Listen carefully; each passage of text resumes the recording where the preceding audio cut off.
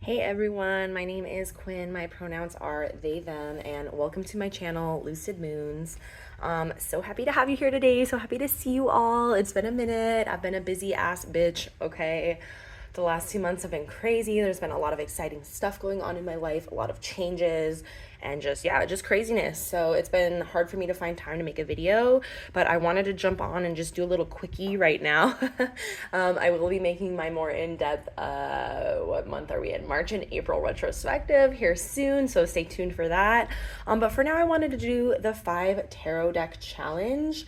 This was first created by A Riffle in Time, so I will link their channel down below. And yeah, I'm excited to share this with you. So yeah, without further ado, let's jump right in. So the first prompt is a tarot deck that you're currently using. And I am using a lot of tarot decks, but right now the one I want to show is the Playful Heart Tarot because I'm absolutely loving it. It's by Kitten Chops.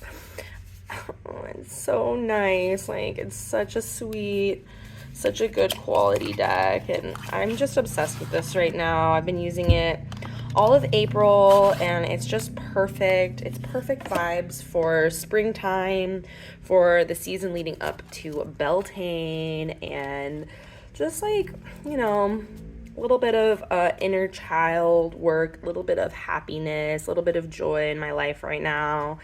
It's just absolutely perfect. I'm obsessed with Kitten Chop's art style. It's so touching. It hits me in my feelings. It brings joy, it sparks joy, but it also hits hard. Like, some of these cards are really powerful and, dare I say, triggering. Some of them are. Like, they really bring up a lot of feelings of being a child and everything that encompasses, right? Like the good things and the challenging things, the hard parts about being a kid, right? And I just love it. It's been so fun. I'm honestly seriously considering getting the the Pip Speak Tarot by Kitten Chops. I'm not sure. I don't think it's currently available. I could be wrong. But I'm like not a Marseille person, but I'm like, am I gonna become a Marseille girly? I might. I'm just so obsessed with this creator and their amazing work, and the colors like are fabulous. Look how sweet this is. Absolutely gorgeous. I love it. So that is one of my favorite decks that is currently out on my table that I've been using. That is the Playful Heart Tarot by Kitten Chops. It's a banger.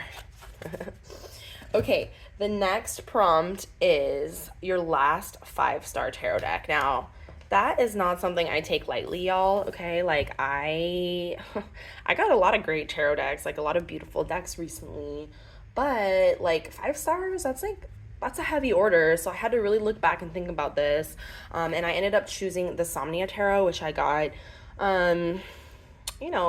maybe back in like September-ish of 2023, maybe earlier, maybe later, I don't remember, but yeah, this is an absolutely stunning deck. It's one of the ones where I was like, wow, I can't believe I didn't pick this up sooner. Like, it's just so good. It's something that's right up my alley. I think it might be the only photographic, like true photographic deck I own currently. I can't think of any others off the top of my head. But it's just absolutely stunning. This artwork is so evocative. It's so powerful. It's very RWS, but also, like, look, it totally adds its own spin, adds its own meaning, and it takes you down down the rabbit hole, so to speak. Like, there's so many intuitive messages that you can kind of pick up from the symbols in these cards, and I think this deck is just so amazing. I think that it's going to stand the test of time. I think it's going to be relevant for years to come. Like, it doesn't feel like it's like, we're going to look back and be like, haha, wow, what a 2020, I don't know when it came out. What a early 2020s vibe. Like, maybe we will.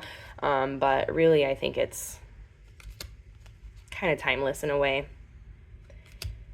And I love it. The readings are direct and they are fierce. And they're so good. So yeah, that is the Somnia Tarot by Nicholas Bruno.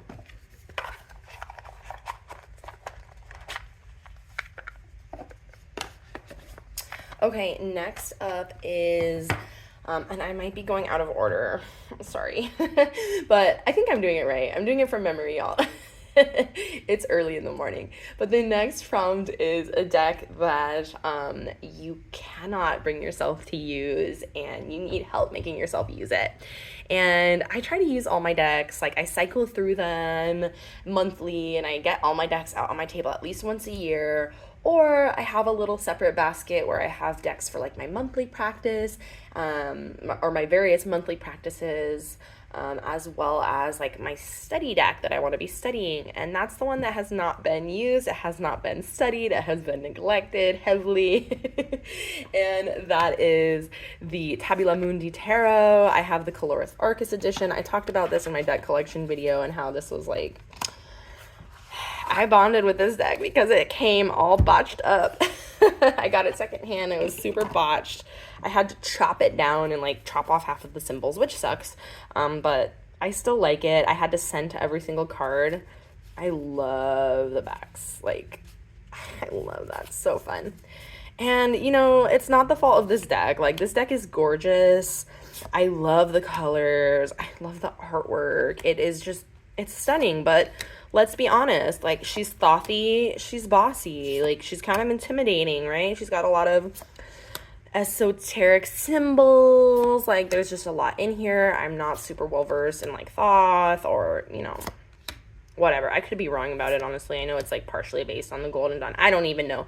But yeah, like, obviously, she's one to be studied, you know? She's not one to just, like, haha, like, throw down some cards. Like, she needs to be studied. She needs to be, like, understood and respected. At least that's how I feel. So I think that's why, you know, I'm such a busy bitch. Like, it's sometimes it's a struggle for me even to just draw some daily cards. Like, I don't even do that every single day, let alone, like, sit down and, like, take notes. But, you know, I'm not in a rush to, like, memorize this deck or anything. There's, like, she's with me. She's in my collection. She's going to be with me for a long time. So, like, I can take my time. I can pull a card every now and again and read about it, take some notes down if I feel called to do so, and it's no big deal. So, yeah. This is the absolutely gorgeous Tabula Mundi Tarot by M. Moline is the name of the creator. Absolutely gorgeous.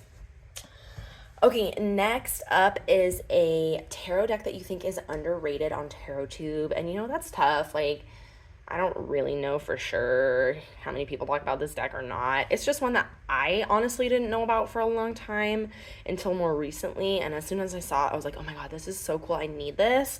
And I wanted to show it off to you all today. This is the Hayworth Tarot by Jessica Hayworth, I believe is the creator's name. I could be wrong about that first name. I'm so sorry if I am. These are the backs. So cool thing about this is it is so affordable. It's like 20 something bucks USD, and it doesn't come on like Amazon. It's an indie deck. It comes from some other website. If I remember, I'll try to link it below. But it's such an interesting deck.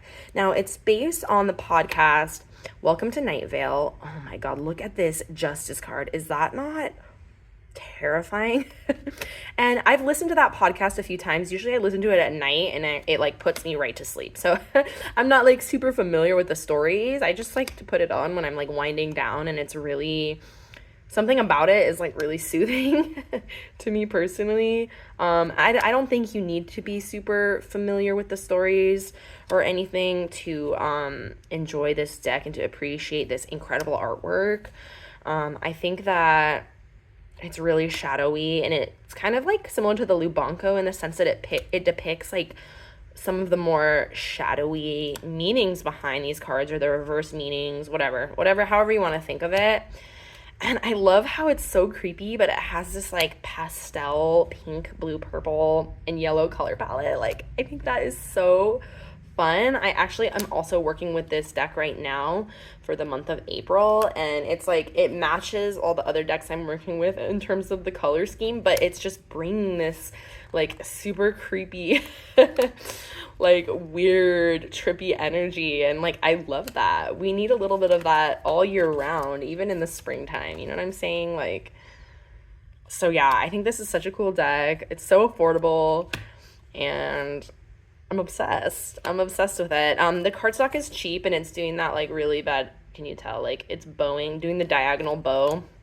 It just came like that. So I don't mind it. I'm not like a cardstock snob, or like a freak about it. Like, you know, I can make it work no matter what. And you know, it's so affordable. Who cares? Okay, sweet.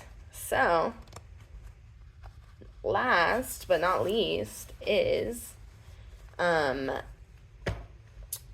deck that you think everyone should have, and that's a really hard thing to decide, because like obviously not everyone is going to like any single deck. Like that's impossible. But if I were to have to choose one, I would definitely choose the absolutely stunning Next World Tarot by Christy C. Rode. This is one of my favorite decks of all time. This is the full-size edition, which is gargantuan. There's also a pocket edition, which is tiny, tiny. So it's like, which one do you want? I have both because I love it so much. It's the only deck I have like 2 copies of it like that.